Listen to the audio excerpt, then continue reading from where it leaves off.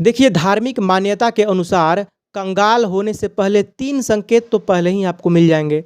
अगर आप गरीब होने वाले हैं, पहले से पता चल जाएगा। कैसे? आप थोड़ा ध्यान दीजिएगा। पहला है कि आपके घर में जो तुलसी का पौधा लगा है, उसकी पत्तियाँ सूखने लगेंगी। इसका स्पष्ट प्रमाण है कि माता तुलसी आप पे रुष्ट हैं। और माता तुलसी कब रुष्ट होती हैं? जब माता लक्ष्मी रुष्ट होती हैं। और माता लक्ष्मी कब रुष्ट होती हैं? जब भगवान विष्णु आप पे रुष्ट हो जाते हैं। जहाँ पे विष्णु वहीं पे रहते हैं जहाँ पे माता लक्ष्मी का सम्मान होता हो, और माता लक्ष्मी वहीं पे रहती हैं जहाँ पे तुलसी का सम्मान होता हो। तो अपने घर में अगर तुलसी का पौधा लगाए हैं ना, तो शाम को घी का दीपक जला करके और पूजा अर्चना जरूर कीजिए। और जिस घर में देखिए, भगवान विष्णु को कोई भी भोग लगाता है तो उसमें तुलसी का पत्ता डालता है ना, तो भगवान विष्णु को बहुत प्रिय है तुलसी। तुलसी का अपमान कीजिएगा ना, भगवान विष्णु घर छोड़ के भाग जाएंगे। और विष्णु जी जब चल जाएंगे तो माता लक्ष्मी क्या करेंगी? क्योंकि माता लक्ष्मी तो विष्णु जी के साथ ही रहती है। आप समझिए, तीनों एक दूसरे से संबंधित हैं। तो यहाँ पे पहला बात कि तुलसी को हमेशा सम्मान दीजिए, घी का दीपक जलाइए, पानी वगैरह डालिए, वहाँ पे पूजा अर्चना कीजिए। दूसरा, घर में अगर टूटा फूटा बर्तन है तो उसको संभाल के मत रखिए, उसको बेच दीजिए। घर में पुराने बर्तन है तो वो चलेगा, लेकिन टूटा फूटा है ना तो उसको मत रखिए, उसको आप बेच दीजिए। घर में अगर नल टपकता रहता है हमेशा, तो उसको टपकने मत दीजिए, बंद करके रखिए, क्योंकि इससे माता लक्ष्मी नाराज हो जाती हैं। घर गंदा है, कूड़ा करकट है, आप डेली झाड़ू नहीं लगा रहे हैं, तो झाड़ू नहीं लगाइएगा, तो घर में दैवीय शक्ति न आकर के आसुरी शक्ति आ जाएंगी। जिस घर में भजन कीर्तन नहीं होता है, पूजा आराधना, वहाँ पे देवता नहीं रहते हैं। जहाँ पे देवता नहीं रहते वहीं पे तो असुर रहता है। जहाँ पे देवता नहीं रहते वहीं पे तो असुर आ जाते हैं ना, वहीं पे आत्माएं, भूत प्रेत जो भी होती है निगेटिविटी, वो वहाँ पे रहने लगते हैं। क्योंकि देवता का पूजा पाठ तो होगा नहीं, तो वहाँ पे कौन आएगा?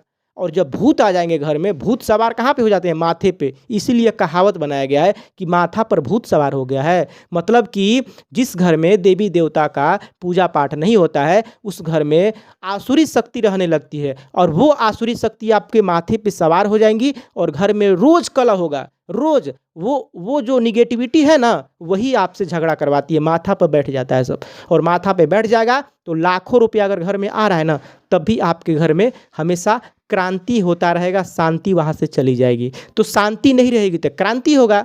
तो ये क्रांति होने का कारण क्या है? आप घर को साफ सुथरा नहीं रखते हैं। सुबह सुबह द्वार को पानी मार के धो दीजिए, सरसों का दीपक भी घर में जलाइए। और मनी प्लांट, ध्यान दीजिएगा, अगर आपके घर में मनी प्लांट सूख रहा है तो समझिए कि आपके घर से माता लक्ष्मी रुष्ट होकर के चली गई हैं। अब प्रसन्न कैसे करवाया जाए? माता लक्ष्मी प्रसन्न कैसे होंगी? तो आप शुक्रवार का दिन माता लक्ष्मी का दिन होता है, आपको पता है ना। मंगलवार का दिन भगवान हनुमान जी का दिन होता है। गुरुवार का दिन भगवान विष्णु का दिन होता है। सशंख चक्रम सक्रीट कुंडलम सपित वस्त्रम सरसिरो सार वक्षस्थल कौस्तुभश्रियम नमामि विष्णु शीर्षा चतुर्भुजम। तो आप शुक्रवार के दिन खीर बनवा करके घर में, और उसको पैक करवा के गरीबों में बांट दीजिए। ठीक है, बांटना चाहिए, दान देना चाहिए। गरुड़ पुराण में हम मान्यता आपको प्रूफ दिखाने वाले हैं। देखिए, ये गरुड़ पुराण का श्लोक है, इसमें लिखा गया है कि दान पुण्य करने वाले हमेशा स्वर्ग में जाते हैं। जो दान पुण्य नहीं करते हैं ना, उनको नरक की यातनाएं भोगनी पड़ती है। तो ये बात ध्यान दीजिएगा, घर में टूटा फूटा बर्तन मत रखिए। और पैसा जो कमा करके ला रहे हैं, उस पैसे को कभी भी ऐसे फेंक नहीं देना चाहिए रेक पे। जैसे होता है ना कि कुछ पैसा वगैरह कोई दिया आपको, और वो पैसा आप रेक पे से ही रख देते हैं, तो उसका आप आदर कीजिए, सम्मान के साथ उसको तिजोरी में रख दीजिए या पर्स में रख दीजिए। जैसे तैसे इधर उधर पैसा नहीं फेंकना चाहिए। और आप कौड़ी जो होता है, कौड़ी, उसको अपने तिजोरी में रखिए, उसको रखना चाहिए, शुभ होता है। और अपने पर्स में कुछ पैसे रख रहे हैं तो उसको आदर के साथ रखिए। ठीक है, जो भी पैसे रख रहे हैं। तो कहने का मतलब, लक्ष्मी को आदर के साथ रखिए, और थूक लगा करके पैसे को मत गिनिए, ये भी ध्यान रखिए।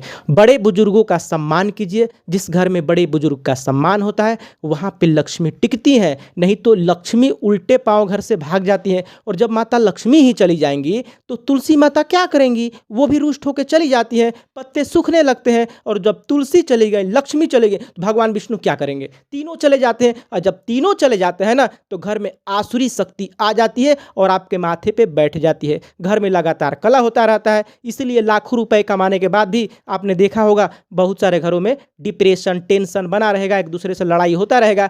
जब इतना ही कमा रहे हैं तो सुखी से क्यों नहीं है? इसलिए घर में आसुरी शक्ति है। तो आसुरी शक्ति को कैसे भगाएं? घर में पूजा पाठ आराधना कीजिए। गुरुवार के दिन बृहस्पति भगवान का कथा कहवाइए। और आप मंगलवार को हनुमान चालीसा भी कहिए और थोड़ा पूजा पाठ भी कीजिए, दान पुण्य कीजिए, घमंड मत रखिए। पैसे कमाने से घमंड नहीं लाना चाहिए।